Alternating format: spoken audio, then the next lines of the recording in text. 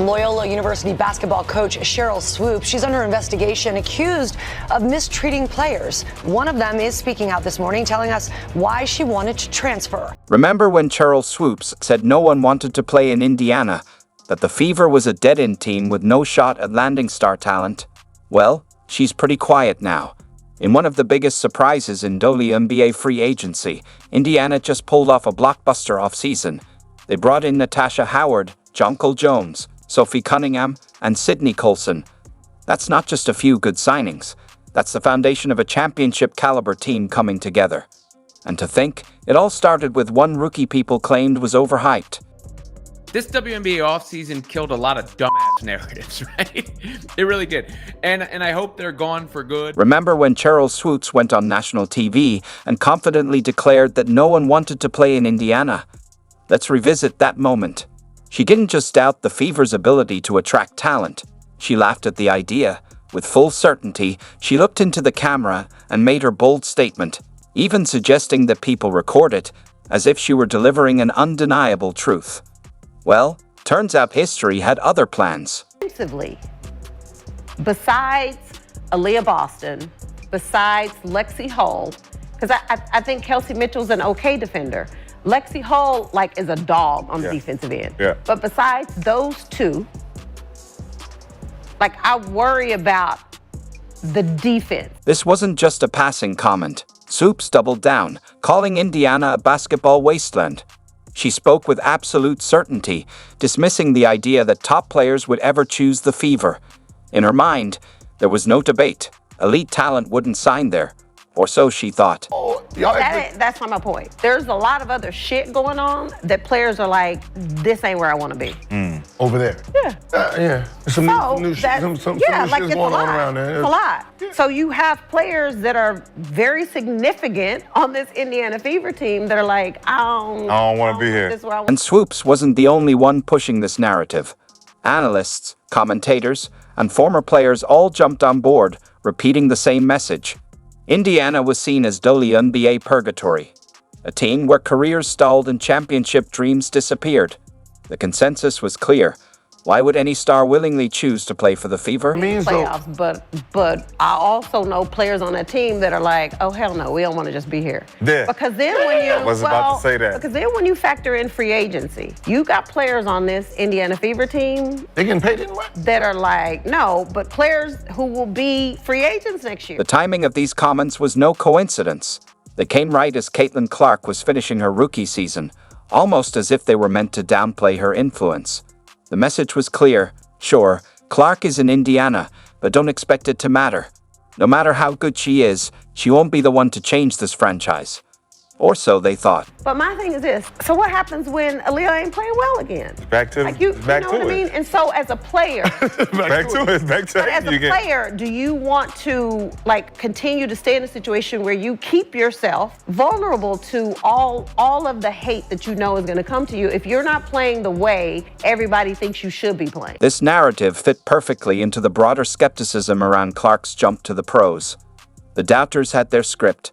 Her college dominance wouldn't translate. She'd struggle to adapt. Her game wasn't suited for the WNBA, and she wouldn't elevate those around her.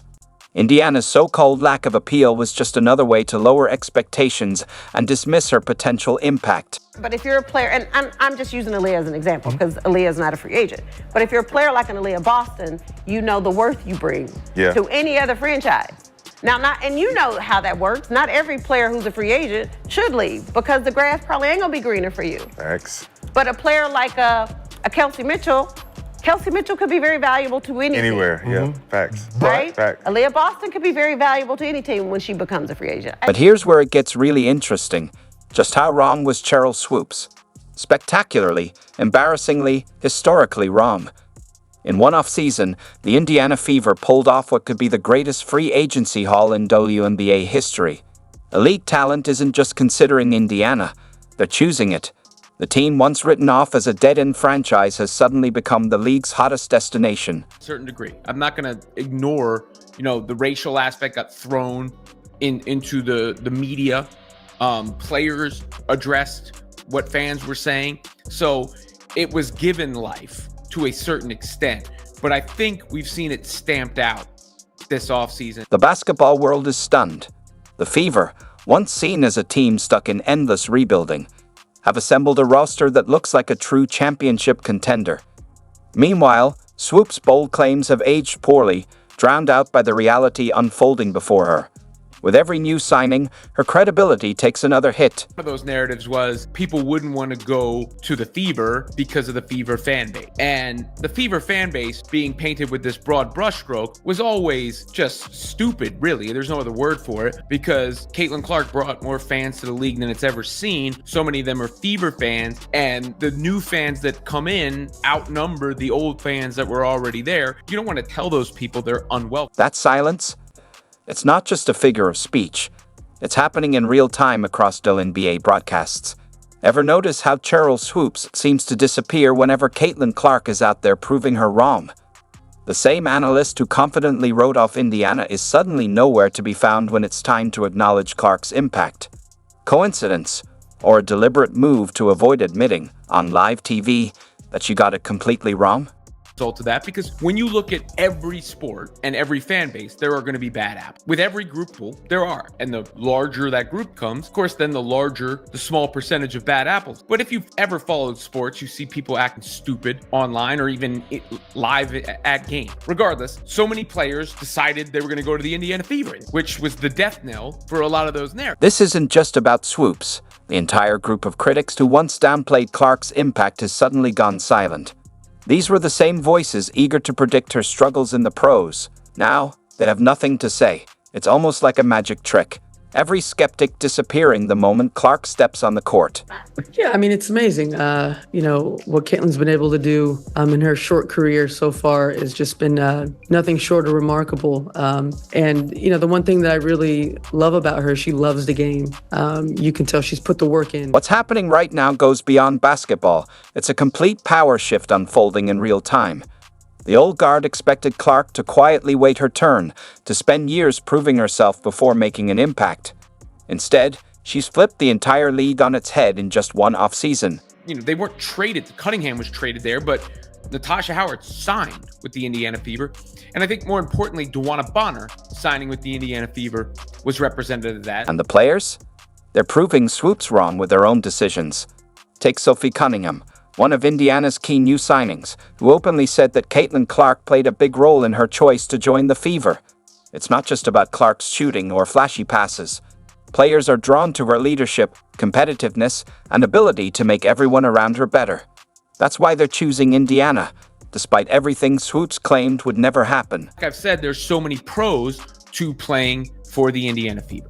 The pros being that you get more attention, you get more endorsements, you get a chance to win, you get fans on the road or away, or at home. All these things come to you when you're playing for the Fever. The most telling silence, though, is around Swoopes' claim that Clark was overhyped and would struggle for years before making an impact. Those words now linger, unanswered and unaddressed, as Clark proves every doubt wrong, one game at a time. The gap between those bold predictions and the undeniable reality couldn't be more obvious. Throughout, her short WNBA career, it's been a lot of pressure, a lot of things thrown at her, and she keeps showing up and keeps getting better every single game. So her future is super bright, and being a veteran and being in this league for a long, long time, it's pretty cool to see that and going into the future. As Indiana prepares to unleash its newly built powerhouse on the league, the question isn't whether Clark will make an impact. It's how many records this team will break together. The silence from critics says it all.